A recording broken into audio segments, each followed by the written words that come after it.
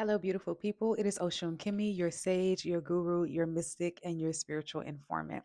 And today I want to talk briefly about three simple things that we may be doing that can make us spiritually weak.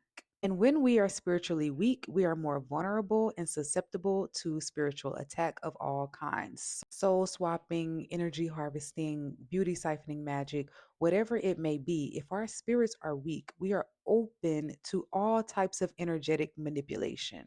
Soul swapping is 100% real. And if you are unfamiliar with this topic, please check out the previous video that I made about soul swapping and energy harvesting. And that'll give you some context into what I'm talking about here in this video. So the number one thing that can make us spiritually weak is playing small in order to make others feel bigger or better about themselves. If you know that you are intuitive, you are powerful, you are smart, you are beautiful, yet when you get around certain people, you water down those characteristics that you have about yourself.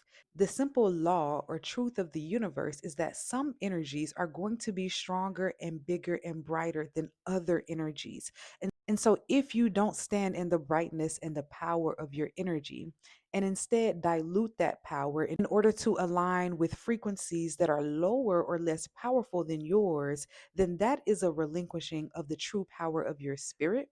And frankly, can lead to us being targeted by spiritual narcissists, by false prophets, by spiritual scammers, and etc.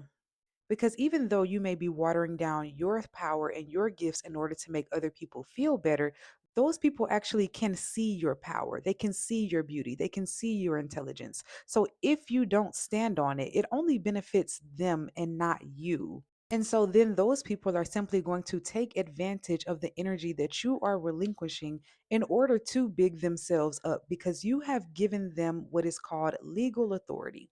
You have given them legal permission to consume some of your energy because you have diluted it. And the way that universal law works is that if there is an excess of energy, someone can tap into it. So if you are not tapping into your own energy, you're making it easier for other people to do so. And this reduces your spiritual power. Way number two is connected to way number one, which is people pleasing.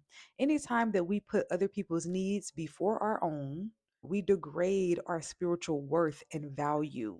If we are pouring from an empty cup, if we are giving people energy that we do not give ourselves in order to please them, we are once again reducing the power of our spirit. So, if you want to be spiritually strong and you want to stay spiritually strong, pour into yourself, explore your spiritual powers and gifts, use your spiritual powers and gifts for yourself first and foremost. And then if you have an energetic overflow, then you are able to give it to others. And it's best to give it to others who are reciprocating that energy back to you so that you don't find yourself in an energetic deficit. And one of the last things that I want to discuss that makes us spiritually weak is overstaying our welcome and ignoring our intuition.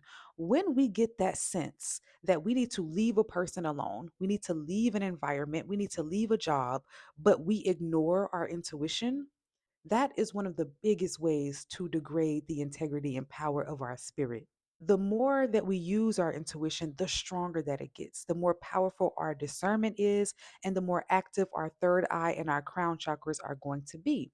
And when we listen to our intuition, we can protect our other energetic points, our heart chakra, our solar plexus chakra. So when we listen to our intuition, we grow in confidence, that's our solar plexus, and we grow in our ability to trust and love ourselves. So that is our root in our heart chakra. But when we ignore our intuition, this throws all of our energetic chakras off balance. And if our energy points are off balance, our spirit and our aura is going to be highly disturbed. And this necessarily makes us more vulnerable to spiritual attack. Spiritual narcissists are real, spiritual scammers are real, false prophets are real. These types of people are people who have certain levels of spiritual gifts, but who are using them for the wrong ways and purposes. And so, if someone who has the spiritual ability to see that you have spiritual gifts that you are not using, that 100% can make us a target of people who want to harvest off of our energy, who want to soul swap with us, who want to steal our blessings and our literal identities. Of course, course, if you need a reading, I'm going to leave a link to that in the description box of this video. I also want to announce that I am going to be launching my Patreon. I also want to announce that I am going to be launching my Patreon by the end of this month.